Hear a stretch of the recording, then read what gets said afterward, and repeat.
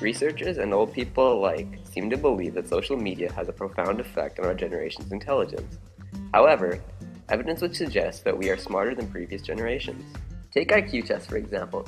For every group that takes an IQ test, the results are adjusted so that the average score is 100.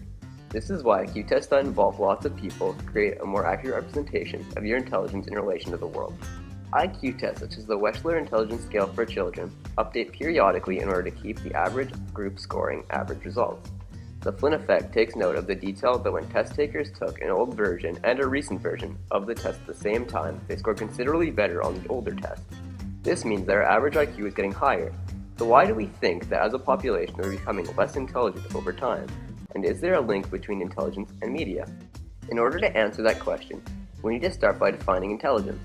Howard Gardner's theory of multiple intelligences suggests that intelligence is separated into 8 different areas: linguistic, logical, visual, musical, kinesthetic, naturalistic, along with inter- and intrapersonal. While media might improve our intelligence in some of these areas, it certainly affects linguistic, logical, inter- and intrapersonal areas. First, let's look at the inter- and intrapersonal effects. Cellular devices have replaced the vast majority of day-to-day interaction and conversation between humans.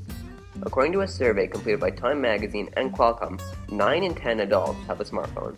Across 6 countries surveyed, 84% of people believe that it's helpful to be constantly connected by technology. Only 9% believe it be a burden, leaving the last 7% undecided. It is possible that so many people like being connected through the internet because it allows them to define what others think of them. In doing so, we are slowly losing the abilities that should come naturally to us, such as holding a pleasant conversation over the phone or in person. You can also connect to hundreds, even thousands of people at the same time. The fact that we have such an open source world is eating away at our ability to think logically and analyze a problem. Scientists at the Journal of the Royal Society Interface conducted a study where 100 university students were split into 5 social networks of 20 people, each with varying degrees of connectivity.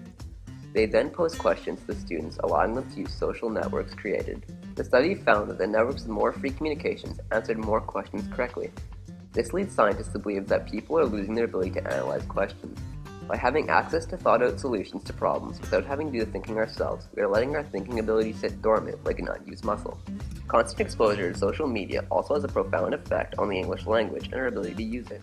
However, it is open for interpretation whether the effect is positive or negative. New words, sayings, and phrases are constantly being developed and introduced in society, while complex words with simpler synonyms are slowly fading from use. While some would argue that today's youth are worse at speaking and writing English, it could also be said that they're speaking New English. It is impossible to say for sure whether or not social media is making us less intelligent with exposure, and it is impossible to define intelligence in any one way. While constant exposure certainly affects specific skill sets in the mind and body, it is not necessarily for the better or worse, just for the new. To learn more about this topic, please check out our complete list of sources. Created using Powtoon.